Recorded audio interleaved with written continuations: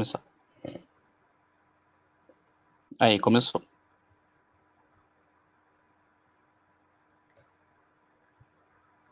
Então, boa noite, pessoal. Estamos aqui para falar um pouco do serviço público e o bem-estar coletivo. Como manter a saúde mental em tempos de pandemia. Essa é a iniciativa. Hoje, a proposta que nós temos aqui foi elaborada pelo vereador Marcos Vieira, que tomou essa iniciativa de convidar especialistas da área para um bate-papo virtual com os servidores, com o objetivo de apoiá-los naquilo que estiver a seu alcance, visando o seu bem-estar mental e psicossocial. O resultado da pandemia para o serviço público, ou melhor, em que isso pode afetar o atendimento direto das pessoas. Lembro que você pode participar mandando sua pergunta para a gente, deixando nos comentários. Depois nós passamos aos convidados, que nós vamos apresentar agora, que gentilmente aceitaram o convite de participar desta live. Primeiramente, a convidada, a Cleusi Maria Brandão Barleta, doutora em psicologia pela Universidade Estadual do Rio de Janeiro e especialista em saúde pública pela Fiocruz. Também o Lucas Secheto, psicólogo analista do comportamento, conselheiro efetivo do Conselho Regional de Psicologia do Paraná e mestrando em psicologia também pela Universidade Federal do Paraná. E eu quero começar com o vereador Marcos Vieira, já que ele está no dia a dia lá na Câmara Municipal de Curitiba, e queria saber com ele como é que está sendo o trabalho dos vereadores para auxiliar esses profissionais da área de saúde que estão realmente no dia a dia ali, em contato direto com a questão do tratamento da pandemia. Boa noite, vereador.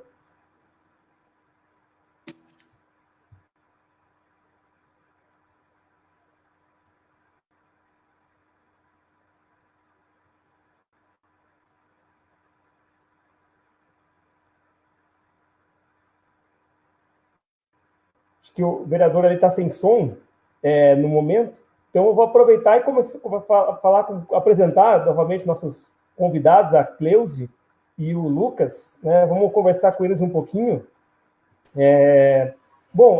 Primeiramente, Lucas, queria ver contigo qual que é a relação entre a saúde mental e o trabalho e quais os fatores que podem colocar em risco a saúde mental das pessoas que estão ali de frente com os cuidados, que são os profissionais da área de saúde, profissionais da segurança, limpeza, transporte, e quais os efeitos para o serviço público de forma geral.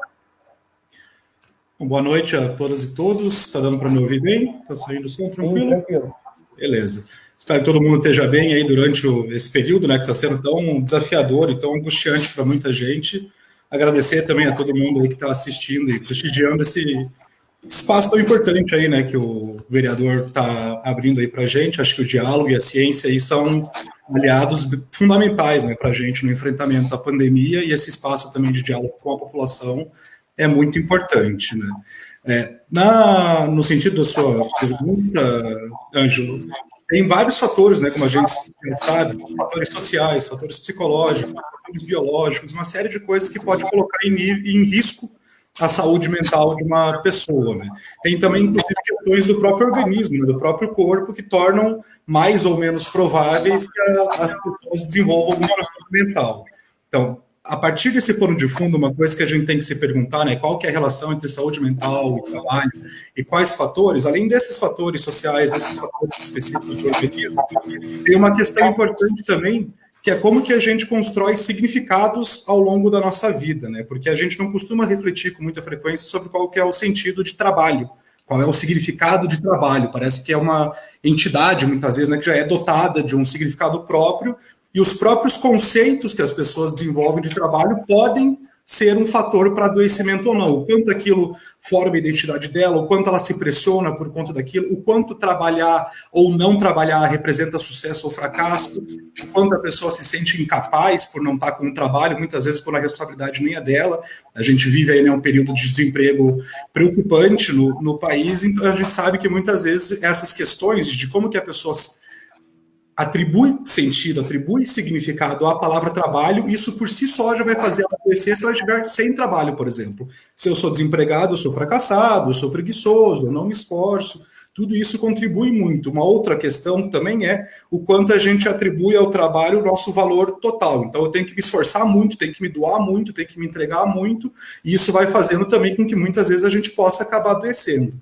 Eu acho que é importante a gente sempre refletir bem sobre a maneira como que a gente constrói a nossa identidade, os significados que estão atrelados a essa identidade, porque muitas vezes isso já pode ser um fator muito importante, né, para contribuir para o adoecimento. Um funcionário e a questão de recursos materiais também, né? Por exemplo, um funcionário de limpeza que sente dificuldade em ter seus equipamentos de proteção individual, que tem dificuldades em acessar uma testagem ou até um serviço de saúde por conta da sua rotina, essa situação, esse ambiente de trabalho por si só já tem um grande impacto aí em poder desenvolver algum tipo de quadro de sofrimento mais intenso, né? Tem um autor de saúde do trabalho muito bom, francês, né, que é o Christophe Dejoux, que ele fala muito sobre como que o sofrimento na relação com o trabalho pode acabar aumentando, porque a gente acaba se sentindo sempre como um sacrifício, né? E daí quando esse sacrifício não corresponde, ou quando ele acaba sendo demais, isso tem um impacto muito severo também na nossa qualidade de vida e na nossa saúde mental.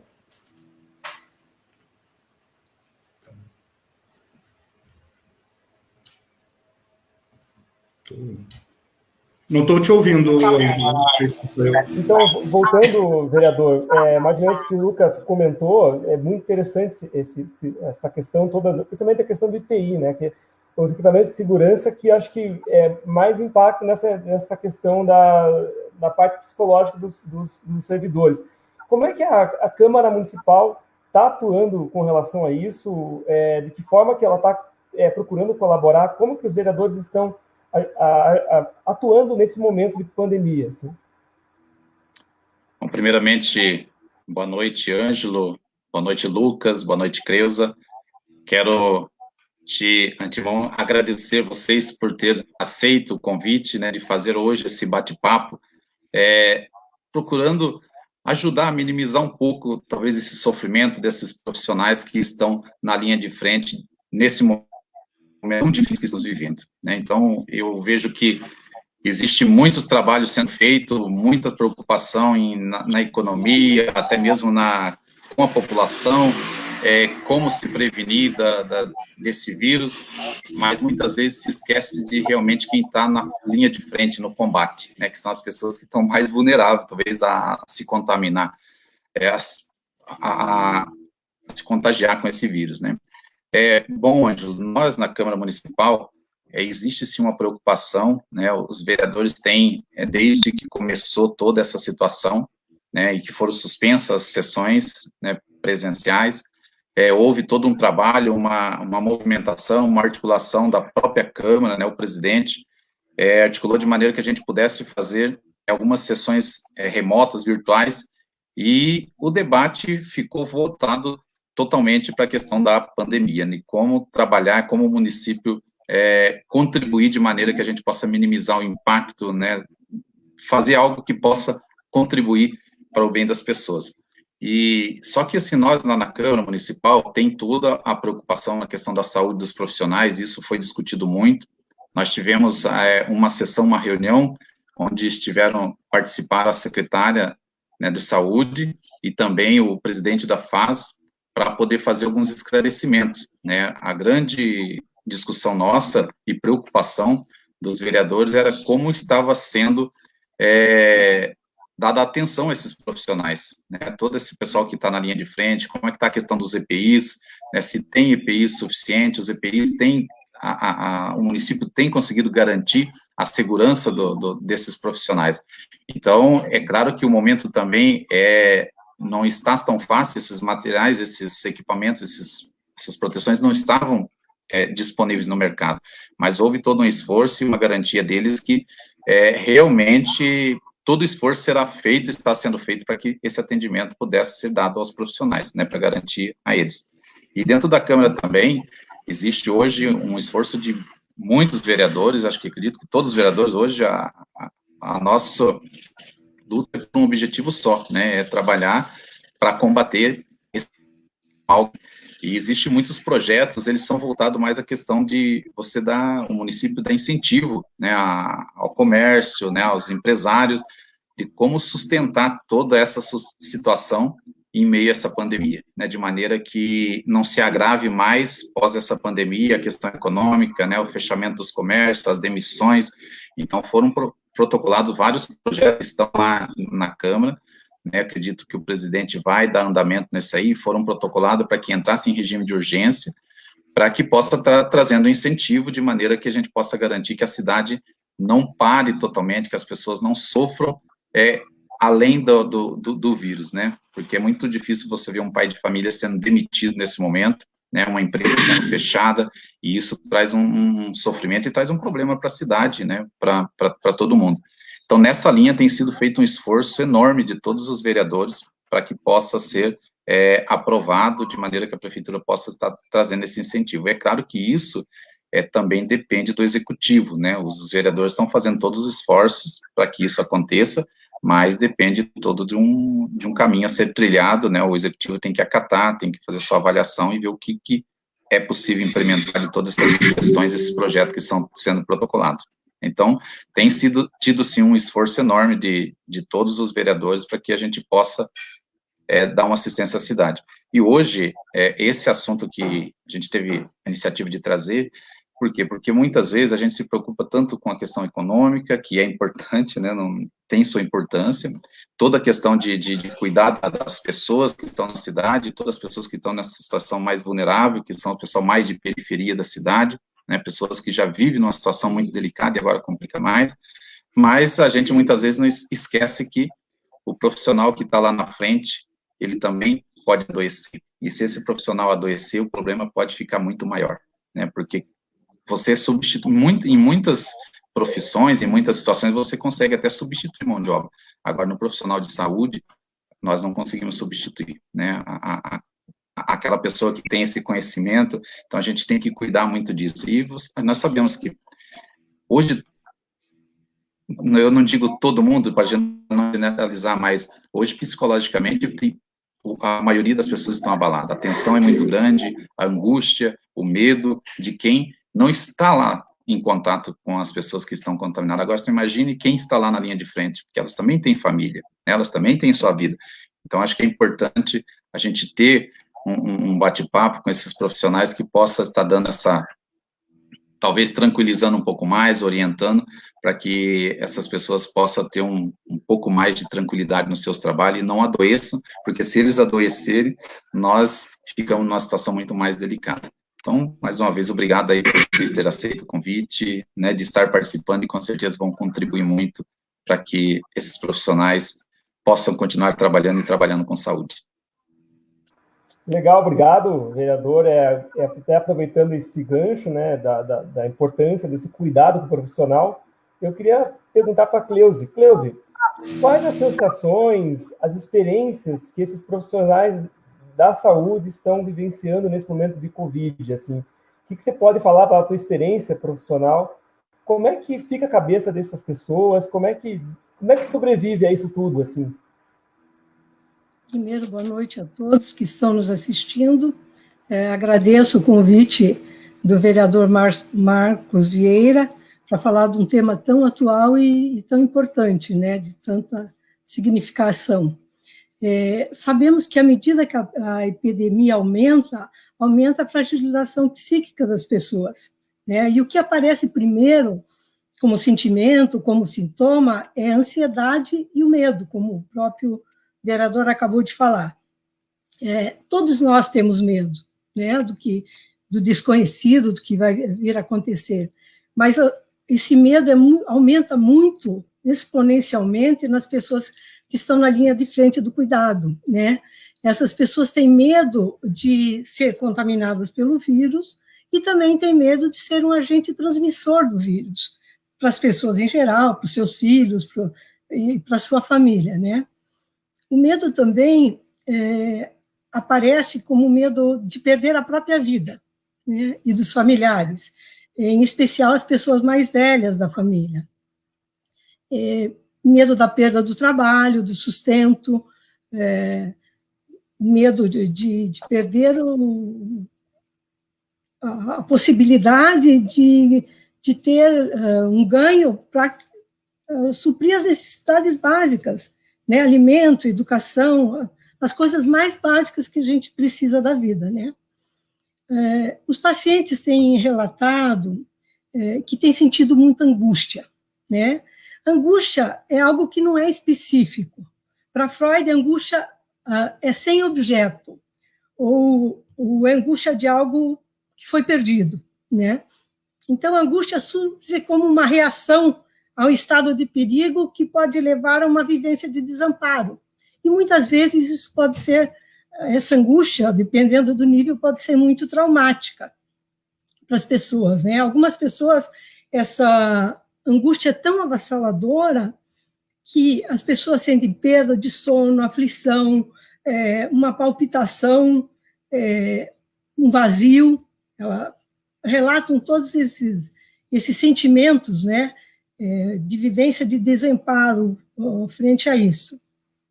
Muitas vezes as pessoas dizem assim, eu sinto uma dor tão grande no meu peito e por não saber quando isso vai acabar, né? Um outro sentimento que aparece são a tristeza e os quadros depressivos. Estudo feito em outras situações de epidemia, como ebola, a gripe aviária, a gripe suína, demonstraram que 70% das pessoas relataram sentimento de tristeza, de muita tristeza, né?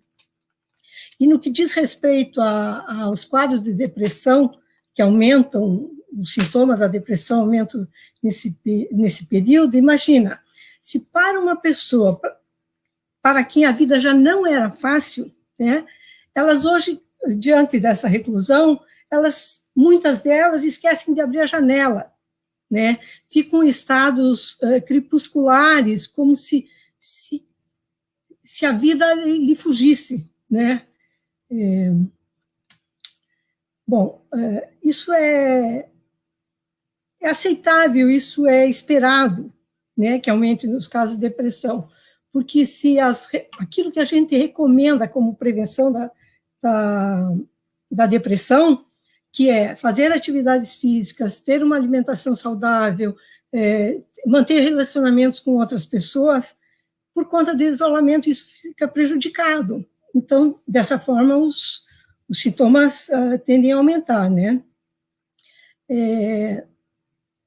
Um outro estudo publicado numa revista médico-científica, a Lancet, deu conta, né, que os principais sentimentos que as pessoas sentem é irritação, raiva, ansiedade, às vezes culpa. É uma gama de sentimentos que se misturam, e vai variar de pessoa para pessoa de acordo com sua estrutura psíquica, na verdade, né? Mas, assim, o sentimento de raiva e explosões emocionais, a gente sabe que, quando não são cuidados, eles se voltam para a própria pessoa ou para as outras pessoas, né? A gente tem visto nas reportagens, aí na mídia, o aumento de casos de violência doméstica, né?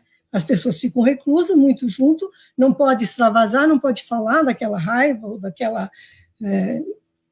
isso reverte, de certa forma, em agressão.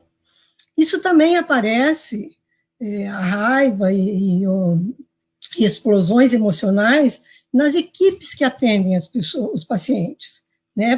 Pode gerar muito conflito isso, se não for escutado, se não for trabalhado isso, né? Outras pessoas relatam uma sensação de confusão, de letargia. As pessoas dizem assim, eu não tenho vontade nem de sair de casa, eu não sei por onde começar, o que eu faço, né? Sempre vem essas perguntas. Também tem uma sensação que a vida moderna faz com que a gente esteja, que é a sensação de agitação desordenada, né? Nós, a vida moderna, fizemos muitas coisas ao mesmo tempo, mas os profissionais de saúde, isso, como eu falei, também se acentua. Ao mesmo tempo que está no telefone, está passando uma mensagem, está atendendo o paciente, está pegando uma veia do paciente, quer fazer todas as coisas ao mesmo tempo. Os profissionais também se sentem muito pressionados pelo trabalho, né? É uma característica dos serviços de saúde que lida com pessoas doentes, né? é uma característica que esses profissionais se sintam pressionados. E é importante dizer a eles, fazê-los reconhecer que isso não é porque eles são incapazes de cuidar, né? Que é um problema deles, que eles são, que não poderiam cuidar. Na verdade, é a situação que faz com que seja, que haja essa pressão, na verdade, né? Então, assim, para concluir a resposta, a gente poderia dizer que o estresse e a pressão de lidar com o ofício, acrescido do risco de adoecer, pode levar a situações graves de patologias graves, como problemas de turnover, ou problemas de síndrome de burnout, que é aquela síndrome onde o trabalhador fica totalmente exaurido, esgotado, não podendo mais exercer nenhuma atividade, né?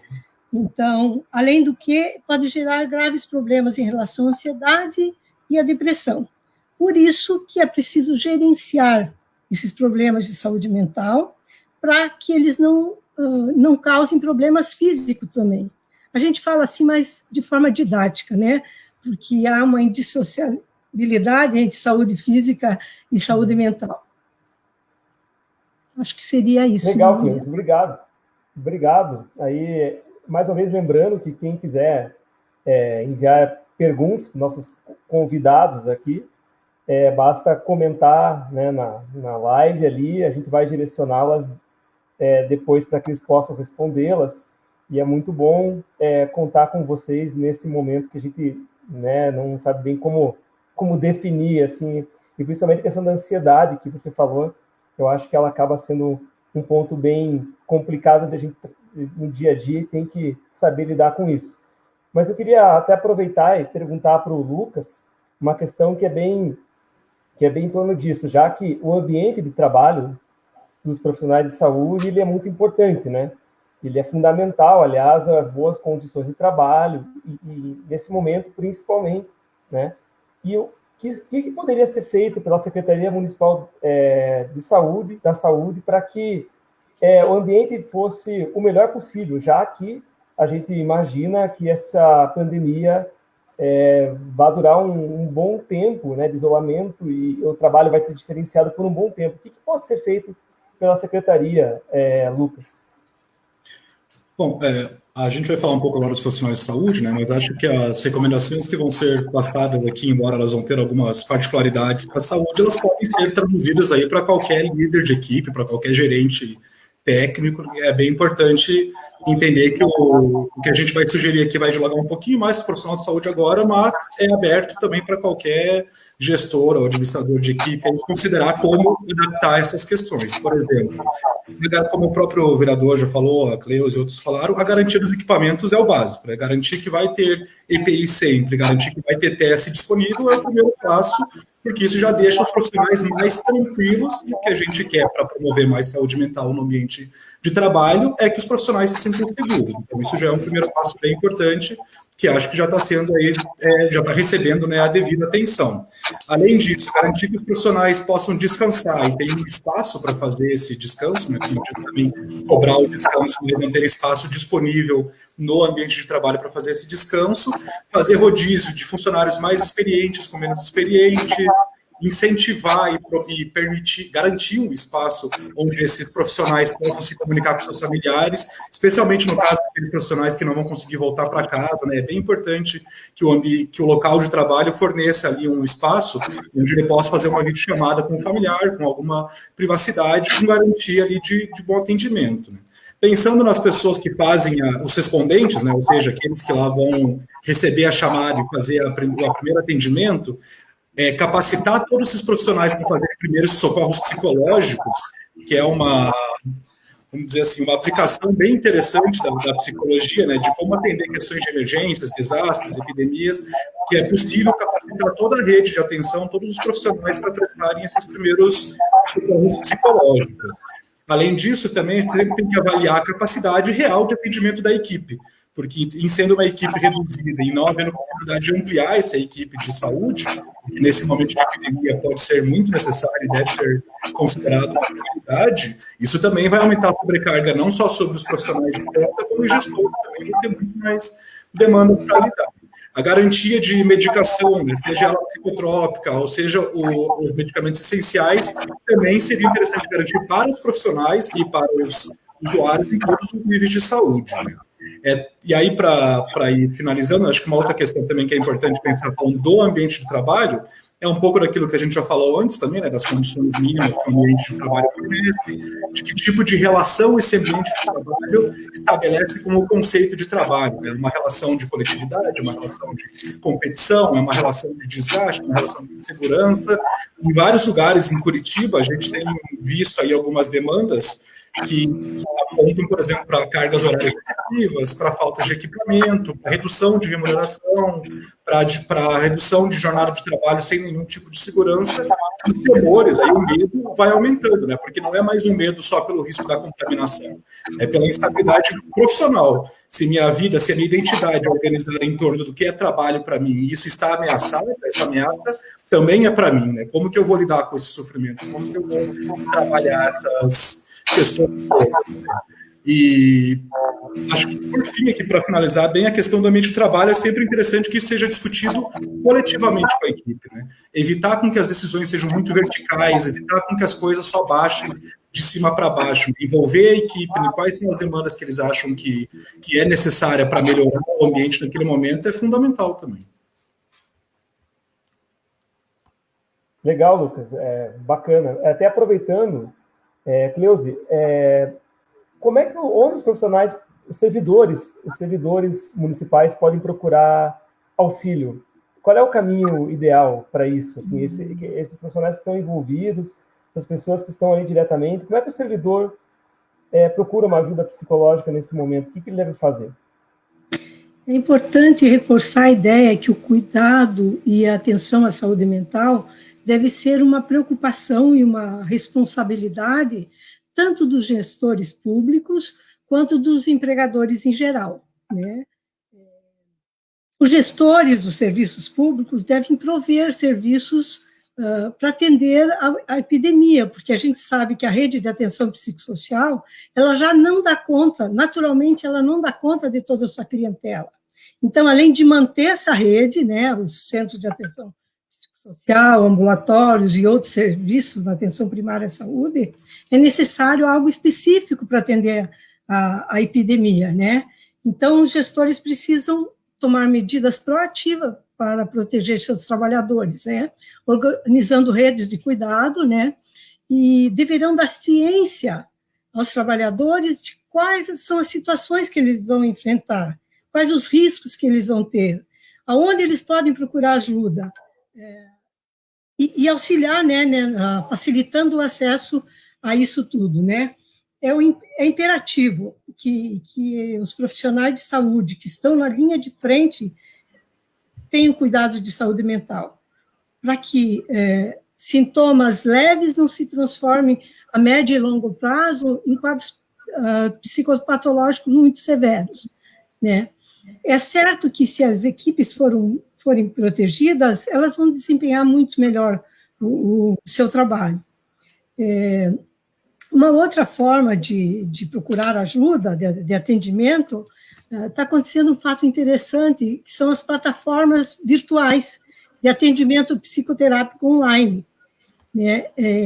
Essas plataformas têm sido uma alternativa, uma boa alternativa para acompanhamento daqueles casos para continuidade do acompanhamento dos casos que as pessoas já vinham atendendo e para o acesso de novos casos, de novas pessoas que estão precisando de cuidado. Eu recomendo especialmente aqui em Curitiba, uma iniciativa de alguns psicanalistas, tem uma plataforma, chama-se Psissocial. Ela foi pensada para pessoas de baixa renda.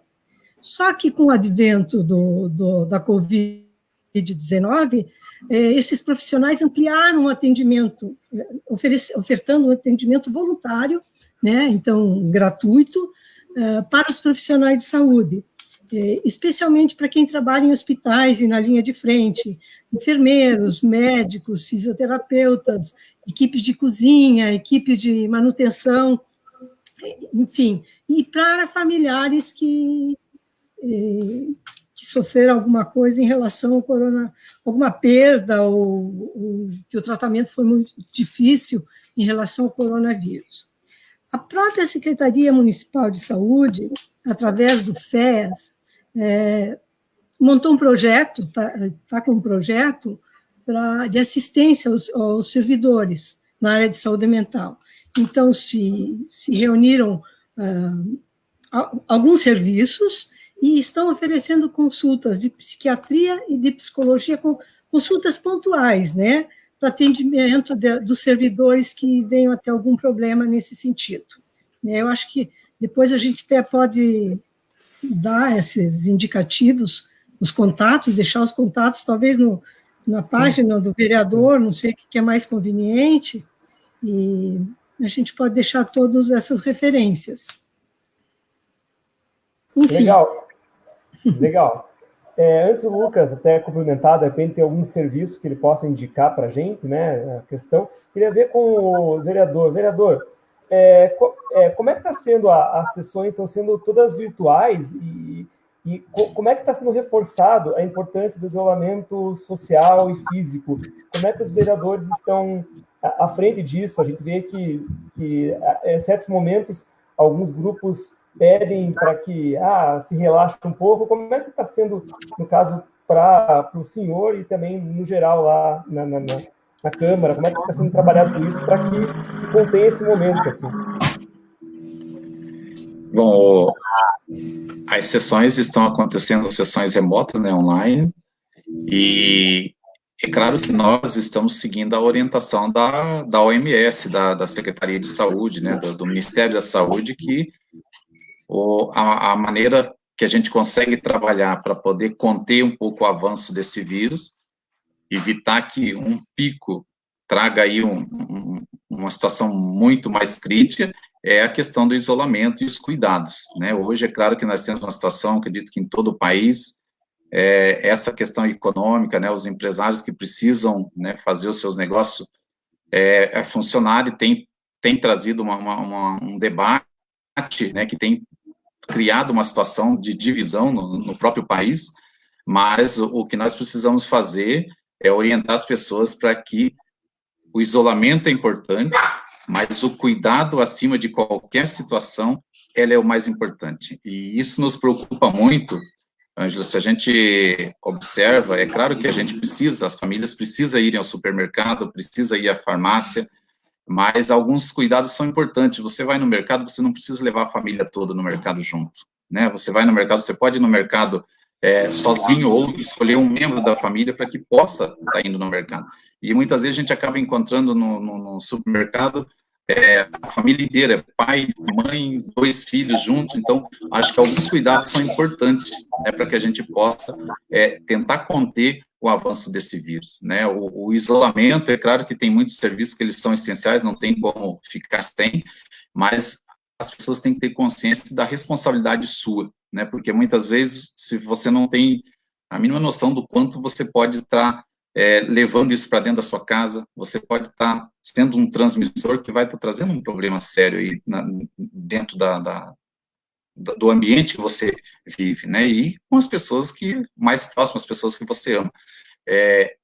Então, nós temos trabalhado, a Câmara tem feito todo um esforço, né, as sessões aconteceram, já que tinha a orientação para que não tivesse aglomerações, não tivesse encontro de pessoas, foi montado todo um trabalho, uma estrutura para que a gente pudesse, não parasse os trabalhos, os assuntos, né, os temas fossem debatidos, isso tem acontecido, né, nós vamos ter sessão agora na próxima quarta-feira, tem assuntos, tem projeto para ser debatido, nós vamos ter sessão, na próxima semana já está previsto sessão segunda, que é 20, daí 21 feriado, né, na quarta-feira, dia 22, já estão previstas sessões também, para que a gente possa realmente não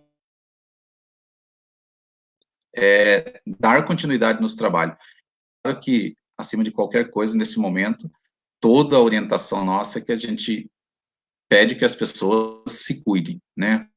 Tem toda a orientação do Ministério da Saúde, da Secretaria de Saúde, né? As pessoas que precisam, que têm que sair para trabalhar, tem como você também se proteger, se cuidar, né? A gente precisa orientar as pessoas.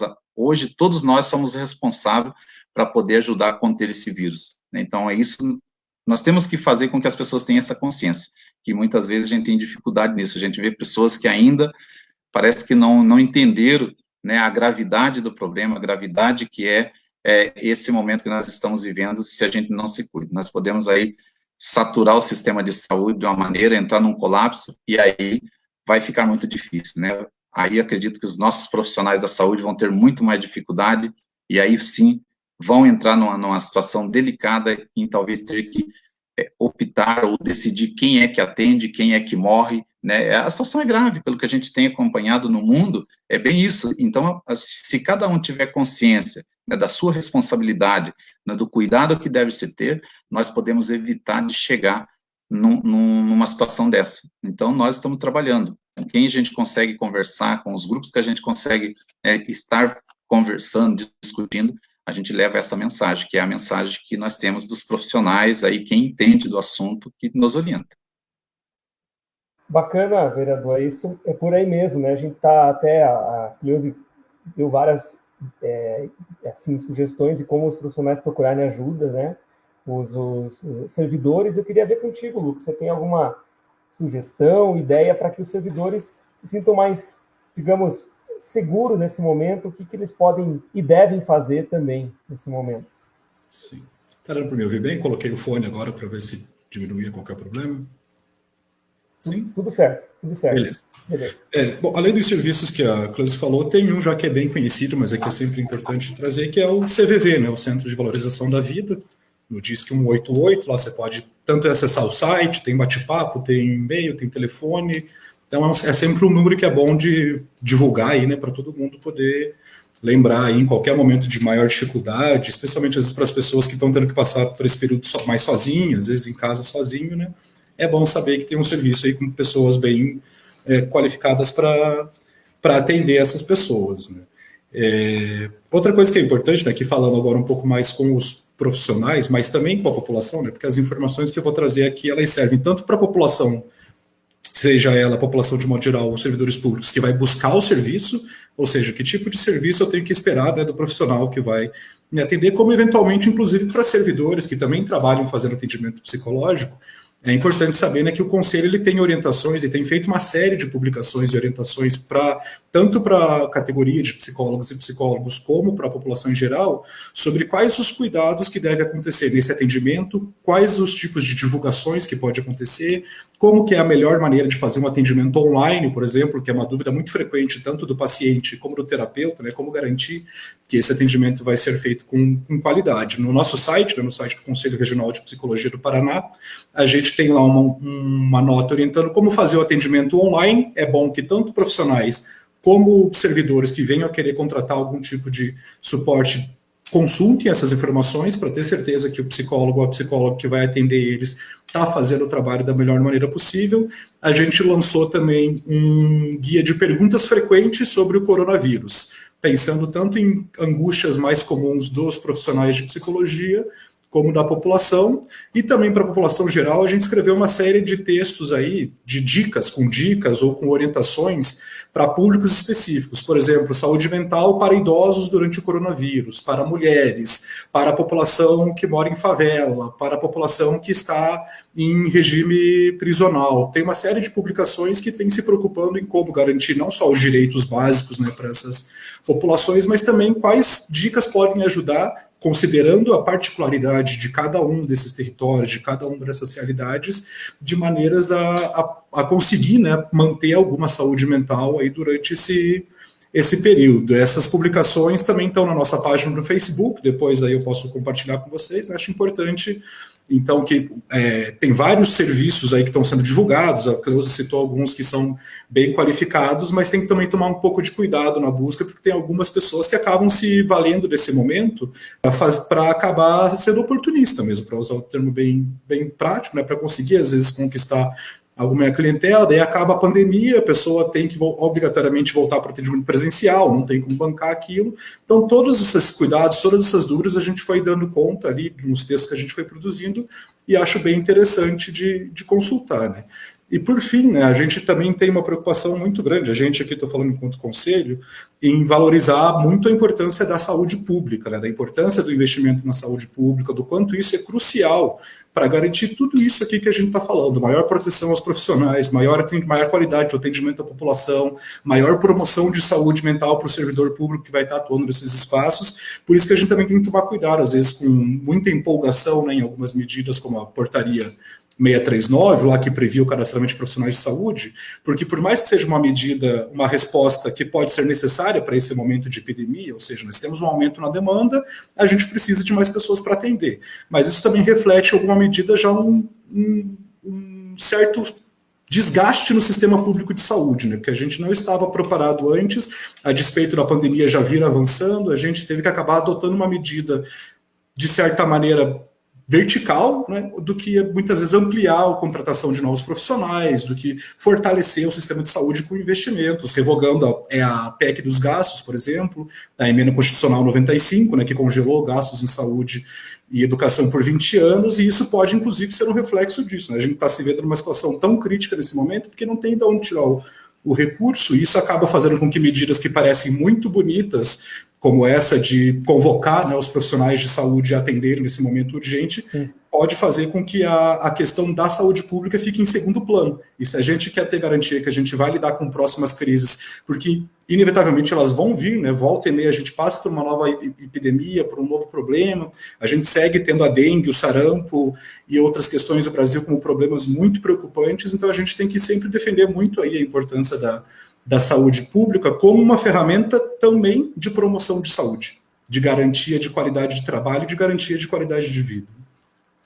Legal, Lucas, teu depoimento, tuas palavras aí, e eu só reforçando, o CVV é 188, né, o Centro de Valorização da Vida, e eles sempre estão prontos para ouvir, então são pessoas que sempre estão, né, vão ouvir você muito bem. Se qualquer pessoa que quiser ligar, sentir necessidade de conversar, de desabafar, é muito importante o serviço deles e é altamente recomendável para todos nós, assim, inclusive para os profissionais, para os servidores da área de saúde. É um serviço bem bacana mesmo. 188, o CVV, Centro de Valorização à Vida.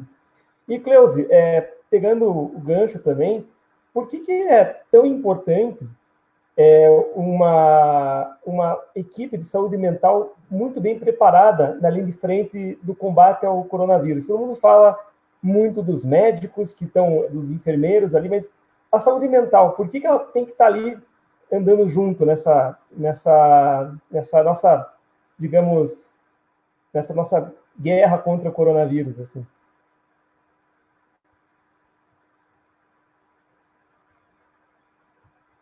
Acho que ela está sem áudio ali, né? Então, aí, beleza, aí.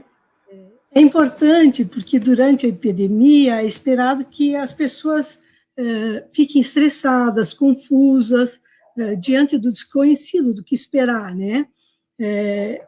Existem estimativas que apontam que de 1/3 a 50% das pessoas expostas ao coronavírus ou à doença pode ter algum comprometimento psicopatológico, que se não for cuidado, vai levar a quadros mais graves, né, a longo, médio prazo, tanto quadros agudos quanto quadros mais crônicos, né?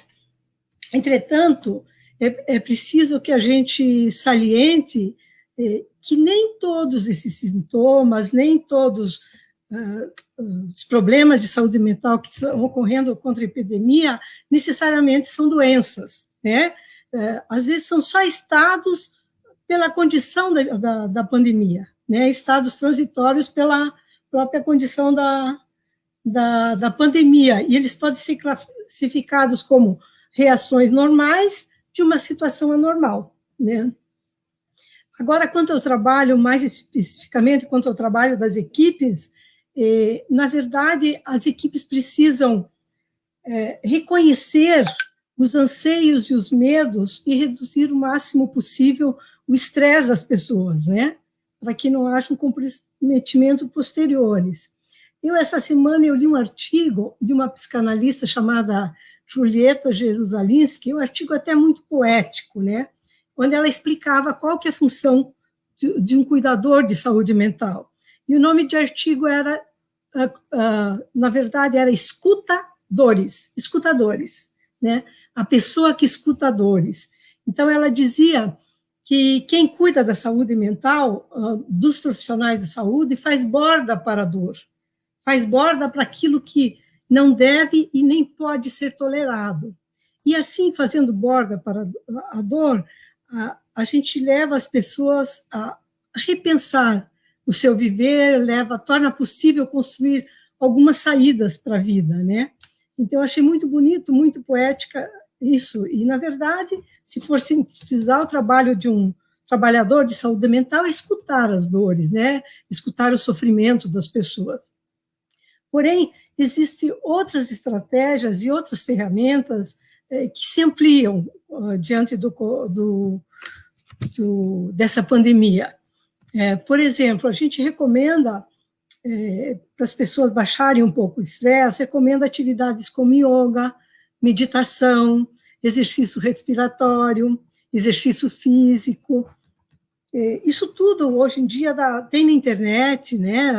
Tem várias lives na internet que nos auxiliam, na verdade, a fazer isso. Isso auxilia a gente gerenciar nossas emoções, né? De todo modo, mais uma questão que eu acho bem interessante é que as pessoas podem rever hobbies antigos, né, que ficam em casa o dia inteiro, como também pode criar novas habilidades, aprender novas habilidades, né? Eu estou achando interessante que aqui em casa meu marido está aprendendo até a cozinhar, e está muito gostosa a comida que ele está fazendo, coisa que seria impensável em outro momento, né? Porque trabalha fora e tudo. Então, muitas pessoas estão inventando coisas, inventando outros modos de conviver, né? Uma outra ferramenta que auxilia são as leituras, né? Porque, além de nos instruir, as leituras nos ajudam a passar o tempo, né? Nesse sentido, eu estava pensando, né, que livros, o que eu poderia recomendar para as pessoas, né, que eu tenho gostado, o que eu podia recomendar. Na verdade, tem 2 livros do mesmo autor, Yuval Noah Harari, que eu recomendaria para as pessoas. Um chama Sapiens, Uma Breve História da Humanidade, e um segundo livro chama O Homo Deus, Uma Breve História do Futuro.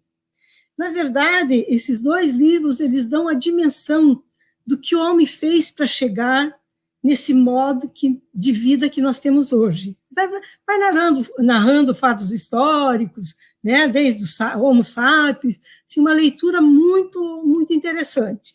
E Uma Breve História para o Futuro fala muito da tecnologia e chega até a imaginar que nós seremos imortais, né? Porque a medicina está relativamente imortais, vai evoluindo tanto, e nós vamos viver tanto tempo, que existem muitas outras possibilidades, né, para a vida. E mais um livro, assim, que não sei se, porque há pouco tempo eu estive em Amsterdã, e fui visitar um museu, a Casa Museu, onde a família de Frank ficou escondida, né, da Gestapo nazista durante 2 anos, né, que é o Diário de Anne Frank, né? E esse livro, essa literatura, dá bem a dimensão do que é você ficar em isolamento, né? E o interessante disso, assim, que nesse momento triste, meio cinzento que a gente está, a gente não imagina. Mas, veja, esse isolamento possibilitou que ela escrevesse seu diário e uma obra que pode ser lida até hoje. Então, são saídas possíveis para lidar com o estresse. A gente está se reinventando e descobrindo novas habilidades, né? Assim, acho que esse que é o ponto o ponto mais interessante para quem consegue, né? Ter esse tempo mais em casa e tal. né? Acho que é bem interessante. Obrigado pelas sugestões. Acho que depois vamos repassar para quem pedir. Eu mesmo vou querer, né, acompanhar, né, porque eu sou da leitura e tal também. E muito obrigado aí. E eu, Lucas, queria ver contigo, por exemplo, profissional da área de saúde que está no dia a dia no trabalho ali. A Cleusa deu algumas dicas de como a gente relaxar e tal, mas o que é assim de prático diretamente para o servidor da saúde? O que ele deve fazer quando vai para casa, está na linha de frente? O que ele não deve fazer ou deve assim evitar na tua visão como profissional da psicologia? Assim, o que você poderia recomendar assim?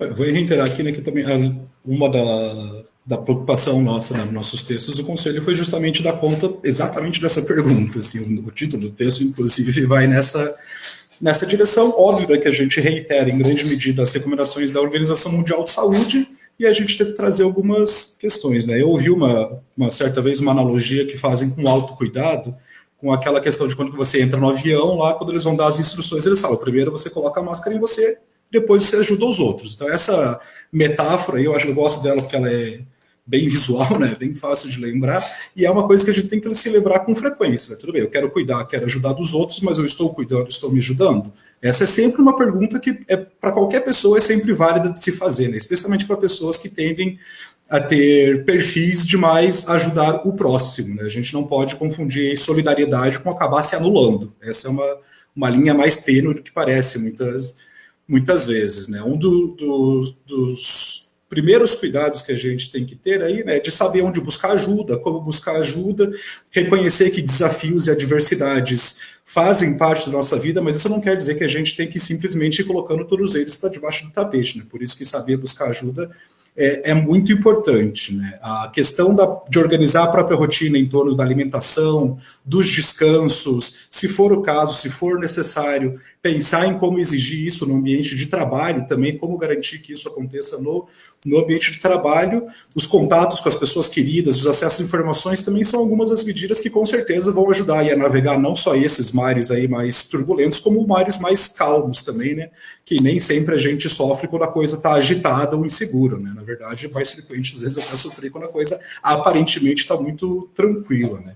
Uma outra coisa que eu gosto de chamar a atenção também para quando as pessoas estão pensando ali em se cuidar e o que eu posso fazer para me cuidar, é a importância, né, da coletividade na promoção da saúde. A gente costuma, com muita frequência, não reduzir, né, mas talvez restringir a saúde ao próprio indivíduo, como se a saúde se construísse no indivíduo, né, e não na coletividade. Tanto a saúde como os problemas decorrentes dela são construídos nas nossas relações na sociedade, os nossos espaços, sejam eles mais reduzidos ou mais amplos, né? Então, se envolver em estratégias coletivas, por exemplo, de ações solidárias ou mesmo de enfrentamento a medidas problemáticas, é uma maneira de reforçar essa importância aí do laço, do afeto, das relações, como uma estratégia de promoção de saúde, como uma estratégia de enfrentamento, né? Entender aí a importância da coisa pública, entender a necessidade dos nossos direitos, garantir com que eles estejam sendo oferecidos a todo mundo, né? Lembrar que tem populações que já estavam isoladas, como a população em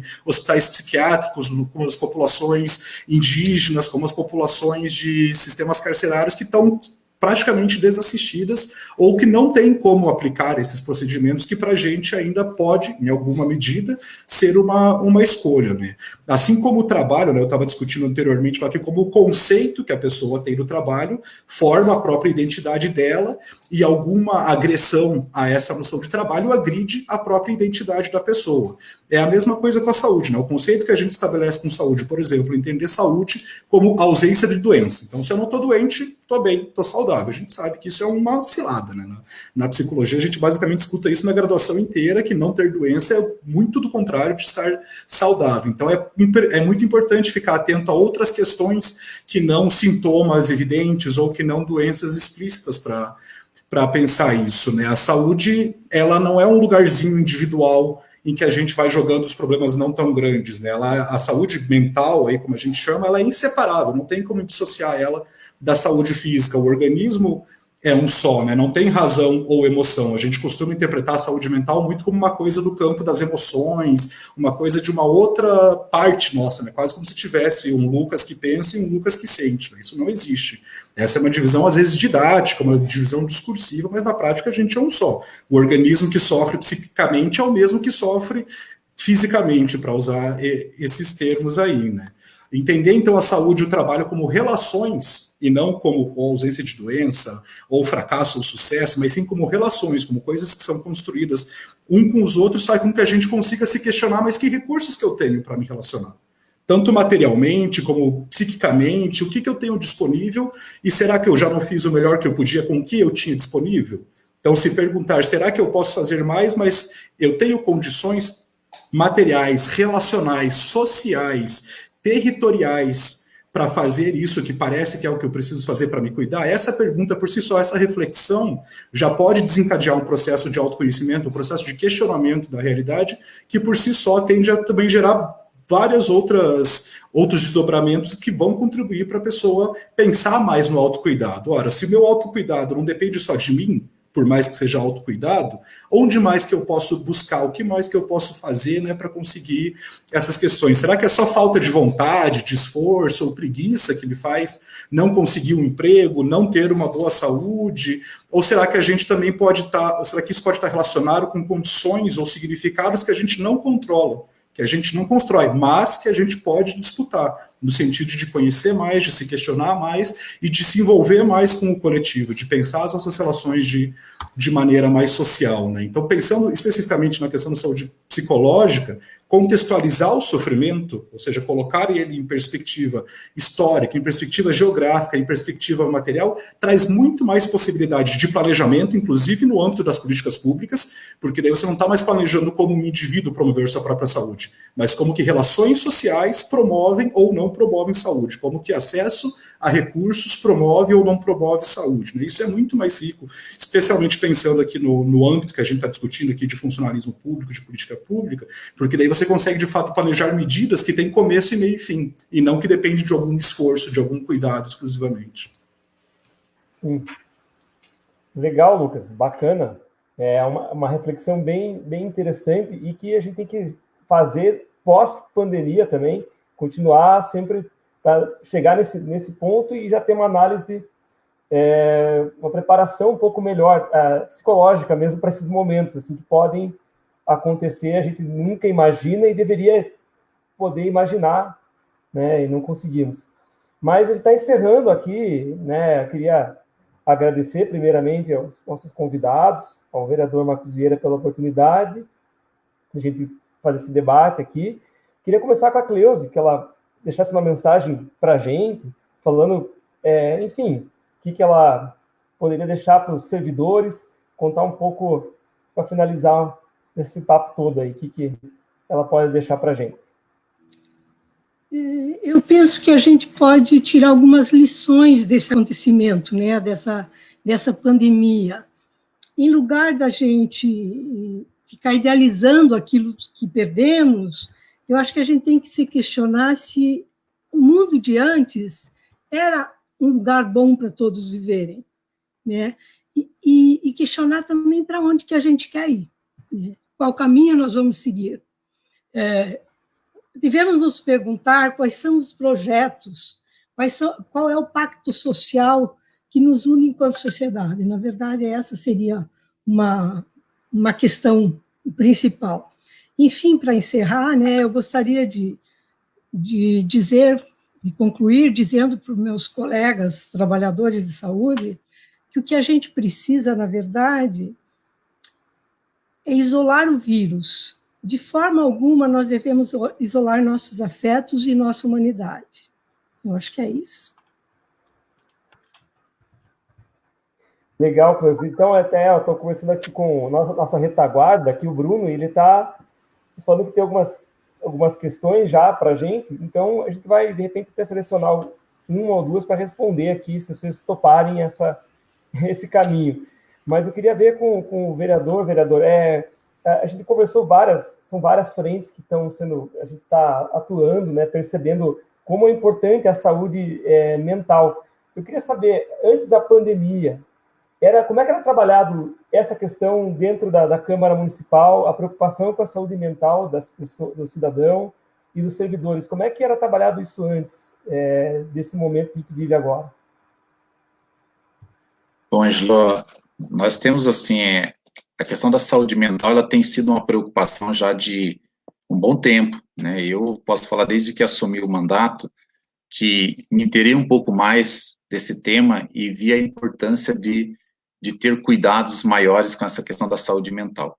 E hoje, como a gente está falando diretamente a saúde do servidor, né, os servidores que estão à frente, existe muitos questionamentos em relação à questão dos servidores, né, mas eu sempre trago uma reflexão que eu considero importante. Muitas vezes nós não vai adiantar a gente ter um excelente presidente, um excelente governador, um excelente prefeito, que tenha lá os projetos, né, fantásticos, mas quem atende a população lá na ponta é o servidor. Né? Se nós não tivermos um cuidado, políticas que possam trabalhar toda essa questão de cuidados com o servidor, né, a prestação de serviços lá na ponta, ela pode estar comprometida. Porque nós temos que cuidar, porque hoje a gente vinha acompanhando muito de perto a questão mais dos servidores da educação, né, que também estavam numa condição já bastante estrangulada, essa questão da saúde mental, que era uma preocupação, e agora, de repente, essa pandemia chega e a gente vê que, né, os servidores da saúde hoje passam por um momento muito difícil, mas, como o Lucas já mencionou em sua fala, nós precisamos ter políticas que possam trabalhar essa questão de preparar as pessoas, né, de não deixar que seja feito isso num momento que não dá mais para fazer, né, que aí é para apagar fogo, não dá. Nós temos que ter uma atenção especial.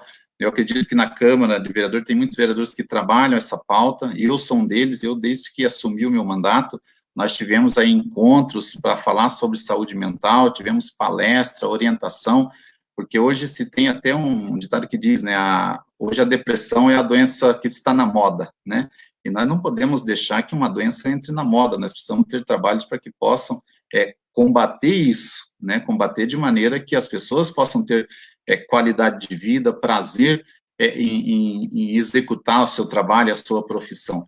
Então, eu acredito que esse é um momento difícil que nós estamos passando, esse momento dessa pandemia, né, que traz toda essa angústia, essa agonia, mas é um momento também que nós temos que sair com um aprendizado disso, né, nós temos que pensar que mundo nós queremos daqui para frente, né, como nós vamos pensar a saúde daqui para frente, né, nós não podemos pensar que voltar a atenção, voltar todos os recursos para a saúde no momento que chega numa situação dessa que não tem muito mais o que fazer, né, a não ser assistir as pessoas morrerem. Então, eu vejo que esse momento é um momento, sim, de rever muitas coisas, né. Eu acho que nós tivemos uma situação de uma PEC que limitou a questão dos gastos, né, com saúde, com educação. Eu não consigo entender como é que a gente pode ter uma limitação em áreas tão importantes para a sociedade, tão importante para o nosso país, né? Nós precisamos pensar que daqui para frente temos que tirar um aprendizado, temos que rever muitas coisas e pensar na saúde do servidor, né, da saúde, da educação, de todos os segmentos, isso é importante para que a gente possa ter, né, uma sociedade melhor, ter um serviço melhor, porque se nós deixarmos que eles adoeçam, né, com certeza nós mesmos vamos pagar por isso, que nós não vamos ter o serviço esperado. Então, nós precisamos cuidar, por isso que os servidores públicos têm, sim, o meu respeito, vou lutar para que a gente possa dar a melhor condições para que possam exercer suas funções, suas profissões, né, executar o seu trabalho com muita tranquilidade, com muita segurança, e que eles possam ter saúde para poder nos dar esse retorno com o serviço que nós e a população tanto espera. Legal, vereador. Tenho 3 perguntas aqui, eu vou direcionar uma para cada um, para a gente fechar, tá? Tem bastante coisa e a gente selecionou aqui 3, depois a gente vai responder as outras, vamos enviar e a gente responde. Mas aqui a Marilei Almeida, Ela está perguntando como diminuir o impacto emocional para as pessoas idosas. Tem um vizinho de 70 anos que sofreu uma parada cardíaca na sexta-feira, devido a tanta notícia da pandemia. Acho que o Lucas pode ajudar nessa, Lucas. Como que faz para diminuir o impacto emocional para as pessoas idosas nesse momento? Quando a gente fala das pessoas idosas, né, tem uma questão principal aí que atravessa o sofrimento, que é o quanto boa parte, né, da preocupação que se apontou em relação ao coronavírus foi de que ele incidiria mais sobre as pessoas idosas.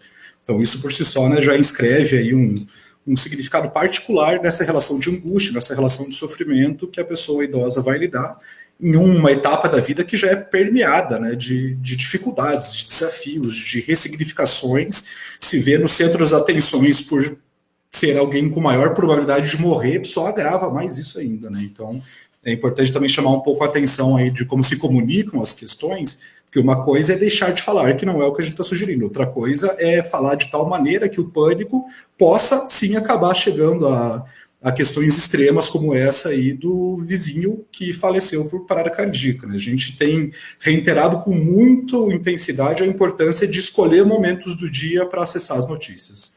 Seja uma vez no dia ou 2 vezes no dia, é só naqueles momentos. Isso implica em não abrir os grupos de WhatsApp, isso implica em não ficar vendo ou ouvindo rádio, de não ficar conversando com pessoas só sobre essas questões, e isso pode ser particularmente difícil, né? Exige uma reflexão aí, tanto por quem está falando com pessoas idosas, como por parte dos idosos, de ok, será que eu preciso de toda essa informação nesse momento? Será que eu preciso ficar sabendo de tudo o tempo inteiro?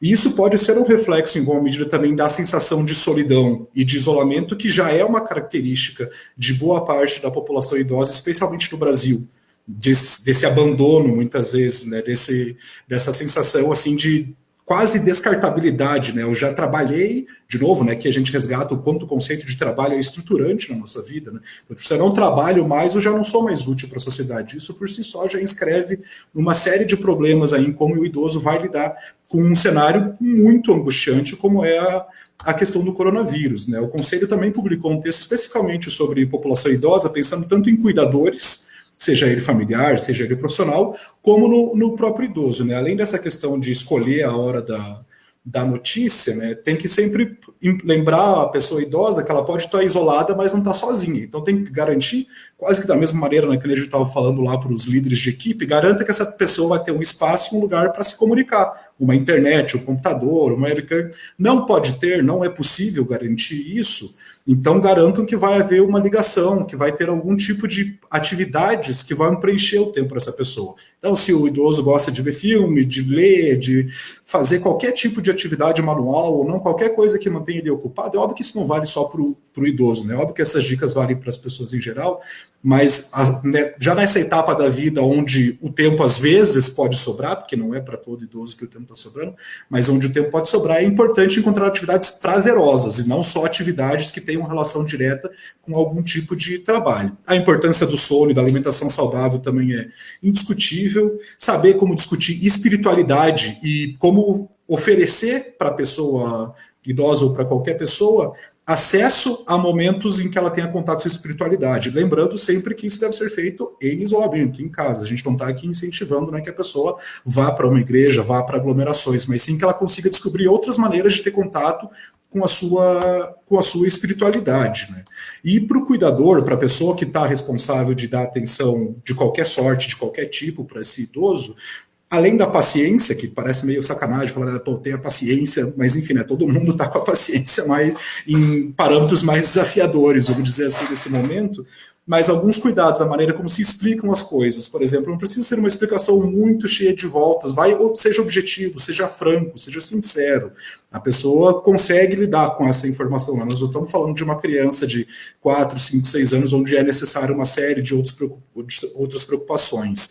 Escolher como que vão ser passadas as notícias, informando, demonstrando como é que estão as experiências de outros países, citando estratégias de enfrentamento, como nem tudo também está só esse caos que a gente parece que está achando que só vai piorar e nunca mais vai melhorar, né? Inclusive, isso pode ser bom para o próprio cuidador, porque ele também vai ter que entrar em contato com alguns tipos diferentes de notícia, ele também vai ter que escolher momentos para se informar. Dessa maneira, a relação de saúde, né, de novo, retomando que saúde não é uma coisa do indivíduo, a relação de saúde se configura de maneira melhor, de maneira mais saudável para todo mundo, né? E, por fim, alguns sinais que tem que ficar atento para quem está com idosos em casa ou para quem está trabalhando como cuidador ou fazendo esse cuidado, é importante prestar atenção não só para questões como tristeza e angústia, que costumam ser mais visíveis, né? Então, diminuir muito abruptamente as atividades rotineiras, reclamações muito mais frequentes de dores físicas, perdas de memórias mais recorrentes têm que ser levadas em conta para avaliar o sofrimento dessa pessoa, porque elas também podem contribuir para desestruturar aí essa saúde mental, mesmo que seja por um período temporário. Então, o que eu quero dizer com isso, não fica prestando atenção só nos sinais mais evidentes, mais lógicos, tem outras questões que também podem demonstrar que essa pessoa está tendo dificuldade de lidar com a situação, e por fim, obviamente, né, evitar fake news a qualquer custo. Não tem como não reforçar isso, né? Tem que ter muito cuidado com a informação que tanto você como a pessoa idosa está acessando, e muito cuidado com como discutir também que, isso aqui é mentira, então vamos pensar 2 vezes aqui por que isso aqui é mentira, porque isso também pode ajudar muito a diminuir o estresse, o pânico e a sensação de medo. Legal, Lucas, obrigado. Acho que respondeu muito bem a Marilei, questão dela. E a gente tem uma outra questão aqui, talvez, acho que até o próprio vereador pode nos ajudar nessa, é da Luísa Simonelli. Ela está perguntando para a gente aqui como está a assistência psicológica dos servidores da Secretaria Municipal da Saúde de Curitiba. Como é que está sendo feito isso? Como é que o executivo está atuando? Como é que chega para vocês essa informação, vereador? Olha, Ângelo, nós em reunião com a secretária, o que eles têm nos passado é que está tendo todo um cuidado, uma atenção com os profissionais, né, porque sabe da complexidade do assunto. Agora, nós como vereador, a gente não pode ter certeza se isso realmente acontece, como que isso está acontecendo, porque eles têm passado que está sendo tratado, dado uma atenção, né, para que os profissionais possam ter mais tranquilidade para poder trabalhar, né, executar o seu trabalho. Nesse momento, eu acredito que uma das grandes preocupações que a gente conseguiu acompanhar era a questão das falta de EPIs, né, para os próprios servidores, né, que foi vista aí uma luta para que pudesse, né, ter essa reposição, ter esses equipamentos para que pudesse trazer essa segurança para que pudesse trabalhar, e também que foi feito todo um treinamento para esses profissionais, né, de maneira que eles pudessem, né, estar preparados para poder enfrentar essa situação. Mas eu acredito que, diante da gravidade, né, o psicológico vai acabar sendo abalado, né? Então, acho que a secretaria está fazendo a sua parte, mas eu acredito que talvez não seja o suficiente para poder dar essa tranquilidade para os profissionais, né? Porque a gente sabe que a angústia, o medo, traz uma situação muito complicada para o profissional. Tá certo. Outra pergunta aqui do Adilton Menegari. Ele está perguntando aqui, muitos dos nossos próprios colegas acabaram relaxando na questão da asepsia, nos colocando em risco. O que fazer para não acabar se estressando demasiadamente com essas pessoas? Acho que a Cleusa pode ajudar a gente nessa questão aí. Essa é uma situação bastante grave, né? Porque nesse momento da epidemia, a questão do contágio é o que mais nos preocupa, né? E veja, Dilson, se tem um colega que não está capacitado ou não está se importando, não está podendo se importar, não é que não esteja se importando, nesse momento com o outro, que a pandemia, a gente sabe, nós vamos achar uma solução coletiva para o problema. Não adianta só eu me cuidar, né? Eu tenho que cuidar de mim, eu tenho que cuidar do outro, todos temos que nos cuidar para proteger nossa família e para proteger as outras pessoas. Para esses trabalhadores de saúde, isso é a questão de ter os equipamentos, da higiene, das EPIs, é primordial. É a primeira coisa, como diz o Lucas, primeiro você precisa cuidar, se proteger, para depois você ir ao campo de batalha, né? Então, eu acho que, nesses casos, é preciso chamar os responsáveis, os gerentes, o coordenador da equipe e fazer uma colocação sobre isso, para que haja algum treinamento para que as pessoas possam se cuidar. Só que essas coisas, às vezes, têm que ser colocadas com muita delicadeza, né? Porque nem sempre o profissional, às vezes, na própria casa, ele não tem condições de ter uma boa higiene. Então, exigir, às vezes dessa pessoa, pode ser uma coisa meio complicada. Então, nesse sentido que eu acho que tem que ter delicadeza de ensinar, mas também cuidando dessa pessoa, Dilson, desse colega, porque nesse momento todos precisamos um dos outros, né? Então, acho que é mais nesse sentido que eu falo. Alguma providência tem que ser tomada, certamente, né? Mas com bastante delicadeza e com bastante compreensão que o outro também está passando por situações, pode estar passando por situações difíceis.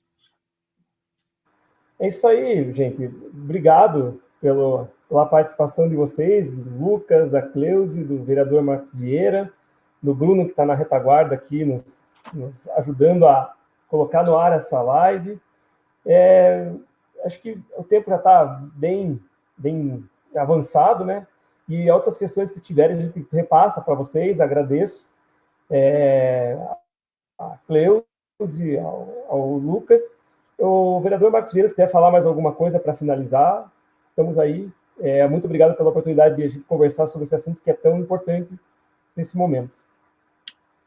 Eu quero mais uma vez agradecer aí a Cleusa, o Lucas, o Ângelo, né, pela disponibilidade de estar hoje fazendo esse bate-papo, esclarecendo algumas coisas, orientando, né, ajudando, né, esses profissionais que hoje estão na linha de frente. Eu digo que os profissionais que estão na linha de frente, muitas vezes a gente já pensa direto no da saúde, é claro que os profissionais da saúde estão, mas nós temos tantos outros profissionais também que estão à frente de muitos trabalhos, né, nós podemos pensar, o profissional da Guarda Municipal, né, ele está em todos os lugares, né, ele está dentro da unidade de saúde, ele está atendendo uma ocorrência, ele está lá na casa, está na família, ele está em todo lugar.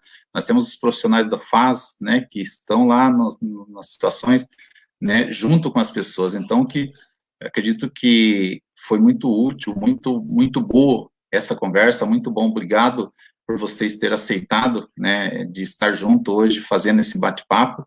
Quero também agradecer a todos que acompanharam a nossa live, né, que participaram junto aí, os que fizeram as perguntas. Acredito que se ficaram algumas perguntas sem responder, nós podemos talvez encaminhar e depois estar dando essa resposta para vocês. Então é só agradecer mesmo e dizer aos profissionais aí que estão na linha de frente ao combate dessa pandemia, né?